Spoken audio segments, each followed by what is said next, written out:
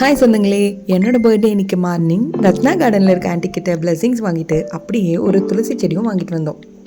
நம்ம புதினா செடி ரொம்ப அழகாக ஃப்ரெஷ்ஷாக வளர்ந்துட்டுருக்கு. பட் கொத்தமல்லி மிஸ் ஆகுதுன்னு கொத்தமல்லி விதையை தூவி விட்டாச்சா. அப்புறமா கார்டனில் இருக்க எல்லா செடிக்கும் தண்ணி ஊற்றிட்டு அவங்க கூட எல்லாம் பேசிட்டு ஒர்க் ஸ்டார்ட் ஆகிறதுக்கு முன்னாடி அவங்க கூட டைம் ஸ்பெண்ட் பண்ணியாச்சு. நம்ம table rose, 7 days rose, sweet Lime, புதினா, வல்லாரக்கீரை, தொட்டாச்சினிங்கி, கற்பூரவல்லி எல்லாருமே தலைன்னு அழகாக வளர்ந்துருக்காங்கல்ல. உண்மையாகவே மார்னிங் எழுந்தோடனே இவங்களெல்லாம் பார்க்குறதுக்கு ரொம்ப ரெஃப்ரெஷ்மெண்ட்டாக இருக்குங்க.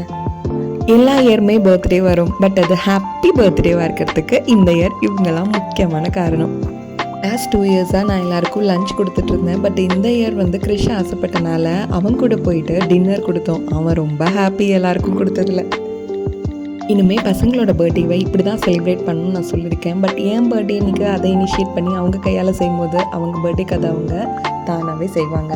அப்புறமா அவங்களுக்கு ஐஸ்கிரீம் எல்லாம் வாங்கி கொடுத்து பர்த்டே செலிப்ரேஷனை க்ளோஸ் பண்ணியாச்சு. அப்புறம் வீட்டுக்கு கொஞ்ச நேரம் ஃபன் பண்ணிகிட்டு இருந்தோம். என் தங்கங்களோட பர்த்டேவை நல்லா செலிப்ரேட் பண்ணியாச்சுங்க.